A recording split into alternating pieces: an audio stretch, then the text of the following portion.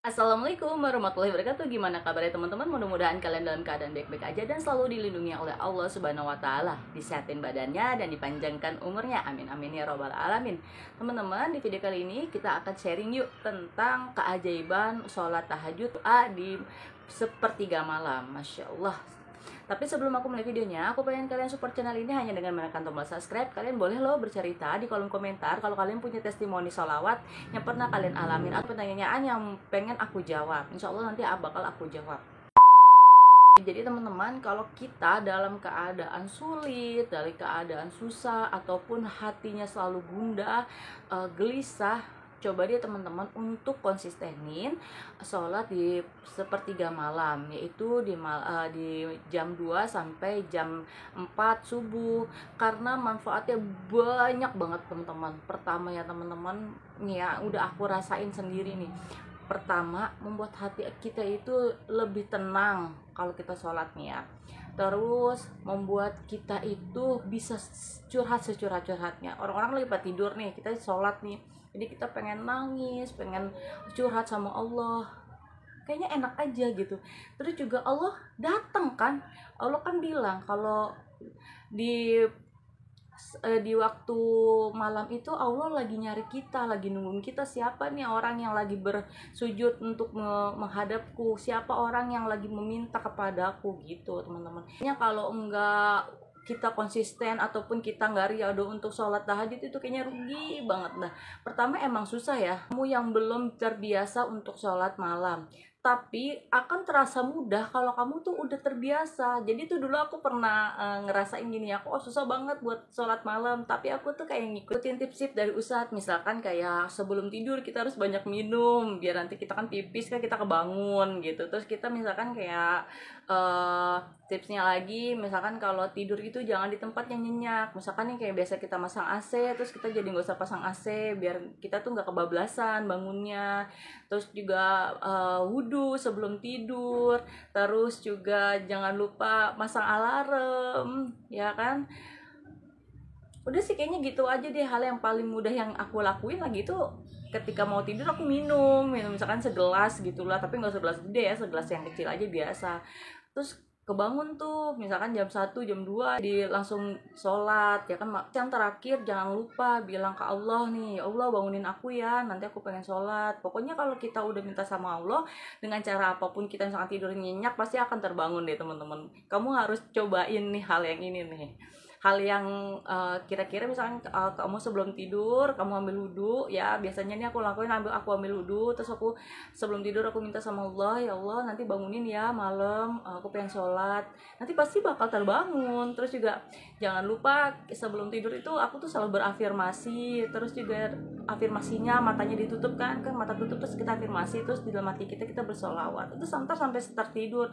Pokoknya hal yang terindah itu yang pengen aku lakuin itu ya, ketika kita mau tidur kita tuh bisa berafirmasi, yang berimajinasi, berafirmasi hal yang pengen kita dapatkan, pengen kita lakukan. Itu tuh senang banget deh teman-teman. Kalau kamu nih cobain ya nanti ya, nanti malam kalau kamu mau tidur kamu harus berafirmasi. Bisa jadi nanti suatu saat, bisa jadi nanti bakal terwujud barengin dengan sholawat di dalam hati. Masya Allah, pokoknya itu enak banget ya. Kalau aku pengen tidur tuh pokoknya aku hal yang paling terindah. Ya iyalah ya kan, kita berafirmasi kita tuh bisa berhayal apa aja, karena karena aku yakin suatu saat Allah bahkan merubah keadaan aku menjadi jauh lebih baik lagi, jauh seperti yang aku pengenin. Aku jadi jauh lebih bermanfaat buat orang lain gitu teman-teman. Nah setelah itu pasti kita nanti kan kalau kita udah minum banyak, terus kita udah terbangun, terus kita sholat. Pokoknya pas sholat itu kita minta sama Allah. Terus juga kita kan suka ngeliat nih banyak seliburan ya di sosmed, ada doa-doa yang mustajab dari si ini misalkan. Itu aku selalu screenshotin. Terus juga nanti pas abis sholat tahajud, terus aku barengin dengan sholat taubat, dan juga aku selalu barengin ditutup dengan sholat hajat. Itu tuh aku barengin dengan baca doa-doa yang udah aku screenshotin. Misalkan doa doanya Nabi Sulaiman, terus doa-doa yang bisa membawa kebaikan di dunia dan di akhirat gitu ya teman-teman. Pokoknya mudah-mudahan dengan kita istiqomah di jalan tahajud dan kita minta sama Allah, kita ngedeketin Allah pokoknya dengan secara bener-bener dah, apalagi secara konsisten, nggak mungkin Allah nggak ngelihat. Pun sekarang belum dikabulin, bisa jadi Allah bakal ngasih di waktu yang terbaik kita. Misalkan nanti kalau kita sudah pantas, ataupun kita lagi sekarang harus mempantaskan diri untuk mendapatkannya gitu. Pokoknya kita harus berbaik sangka sama Allah, pokoknya kita harus berterima kasih atas nikmat yang Allah udah kasih saat ini. Seperti nikmat apa sih? Nikmat kesehatan, anak-anak kita sehat, sekeluarga kita sehat. Itu tuh paling banyak orang lupain. Itu tuh rezeki yang paling berharga banget pokoknya teman-teman.